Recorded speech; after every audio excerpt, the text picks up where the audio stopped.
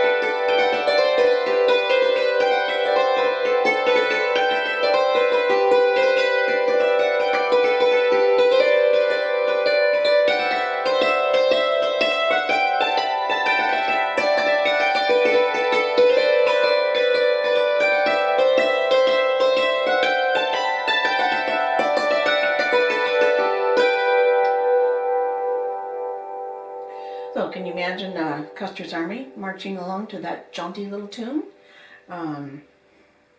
Probably some of them suspecting what was awaiting them. But that's one of the ways that tune has been used. I'm going to play two more very similar popular jam tunes for you. Soldier's Joy and Liberty. They are the same vintage roughly as the other. I mean, they're very old. And these are the first tunes I learned on the hammer dulcimer. And I find in talking to other hammer dulcimer players, they're often the first tunes for other people too. So they're Soldier's Joy and Liberty.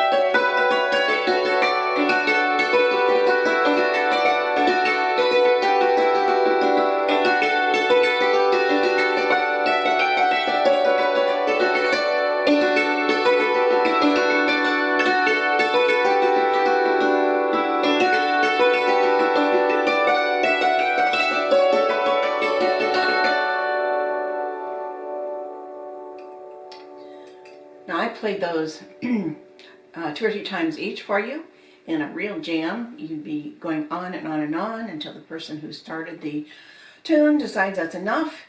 And if there are just a few people, he can shout out last time and everybody hears him. But most likely he raises a foot, and that means everybody needs to stop after last time through. So being in a jam like that, of course, is a lot of fun and very energizing. And you probably noticed a wrong note here or there. That happens, and if you're in a jam, it doesn't matter. It just fits into the whole wonderful, exciting atmosphere. Now, for the last 2 tunes I want to play for you, they're also very old, but these are a little slower pace. First one is called Ashgrove. I think it's an old Welsh tune, and it has many versions of different words that go with it. There's a hymn or 2 that goes with it, and there's a number of secular versions as well. So it's a familiar tune to a lot of people. And the second one is probably just about my favorite tune to play, folk tune, and it's Southwind, which is also an old Irish tune. But those are both tunes that virtually everybody at a jam would know and would really get into it and feel just very kind of charged up after playing them.